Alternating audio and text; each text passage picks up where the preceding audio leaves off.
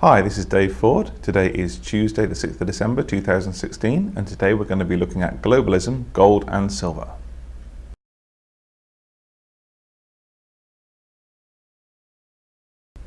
Okay, we're going to kick off today with a video from an economist that I saw online a few weeks back who's explaining some of the events of the last few months, such as Brexit in the UK, Trump in the US, and some of the impending referendums and elections that are coming up in Europe and what they all mean.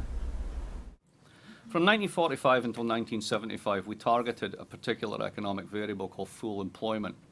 And there's a thing called the Lucas critique, which basically says if you keep targeting something, people will game it.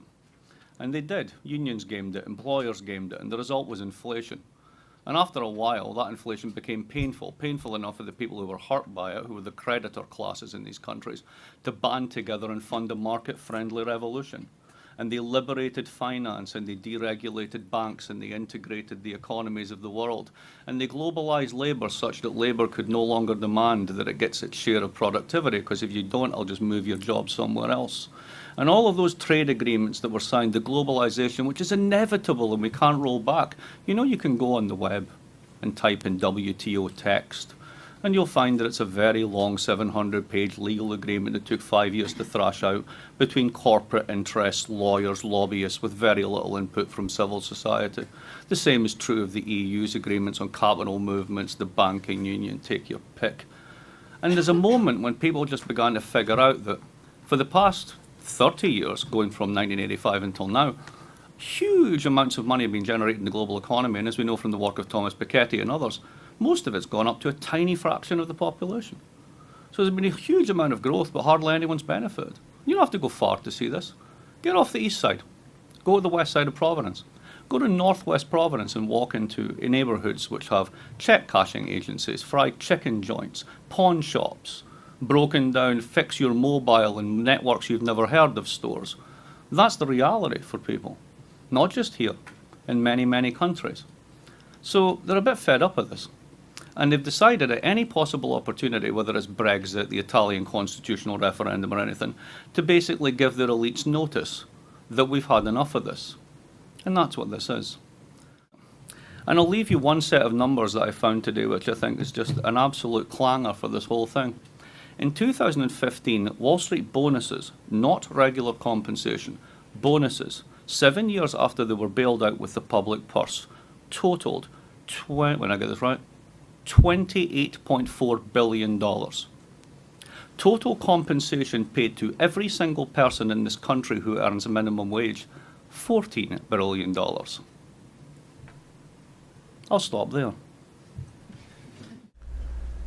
So what he's saying is globalism has been of great benefit to the higher up people in the Western world, the banks, the CEOs, governments and their representatives, but has had a damaging effect on the middle class and most of the working people.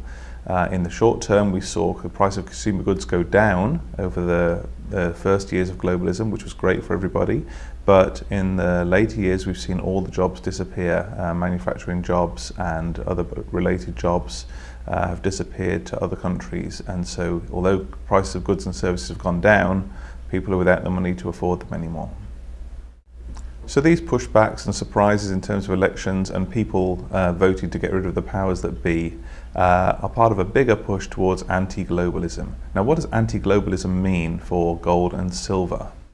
Now, fiat currency, whether it's US dollars, Canadian dollars, British pounds or euros, fiat currency that's just created by the government with nothing to back it, is a function of that government. They're inextricably linked. A strong government and a strong country means a strong currency.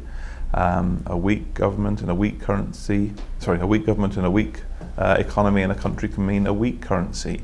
They are inextricably linked. You can actually destabilize and topple a government if you attack its currency and weaken the currency. So the two are inextricably linked.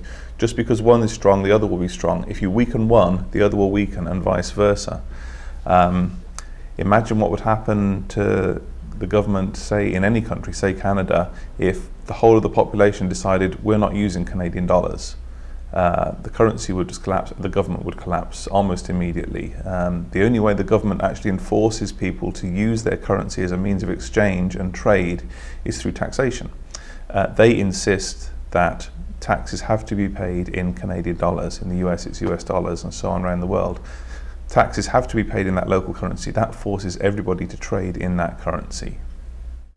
Another thing about currency and government is that a government's power extends only as far as its currency is valid, and vice versa again.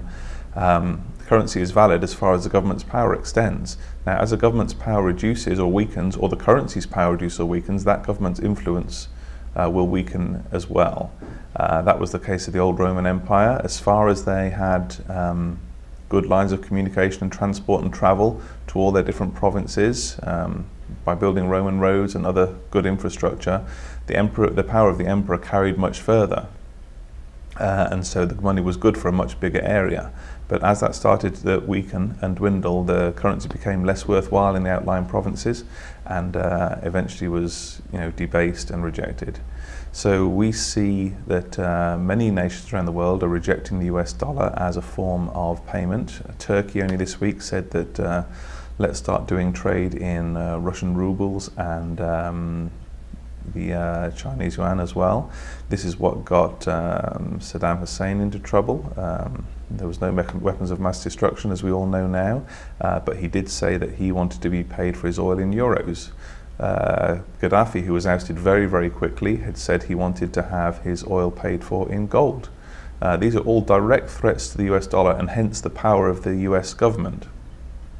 Now, as you see governments becoming weaker as their people decide that they want more control and less globalism, what does that mean for their currencies? And ultimately, what does that mean for gold and silver? If we see a splintering of something like Europe and the nations all return to their own currencies, the French franc, the German Deutschmark, the Italian lira, the Greek drachma, and so on, then how will these currencies start to settle their trade balances with each other? People generally have lost a lot of faith in currencies, and as people go back to national currencies, will you necessarily trust Greek drachmas, Italian liras, or French francs if you're trying to trade with that country? You might see things go back to exactly where they were a few hundred years ago. Gold could then once again be used as the basis for international settlements, as it was right up until the Nixon closing the gold window in the 1970s.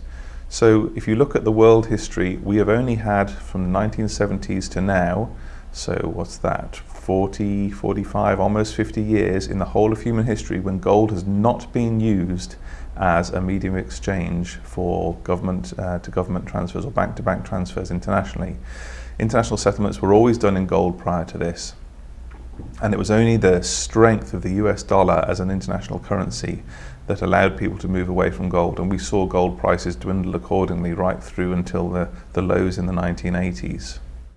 So what does the future hold? It's difficult to tell exactly, but if you look at all the pointers, with currencies weakening, governments weakening, global trade shrinking, and governments losing power over their people and people reasserting power over the governments, you have to say that the future is very bright for gold. We see massive smackdowns in the paper markets. Every time there's news that's positive for gold, you see gold get pummeled. The powers that be do not want gold to rise. They want it to stay down because gold rising is a sure symbol that, that things are falling apart around the edges. Thanks very much, and we'll see you in a couple of weeks.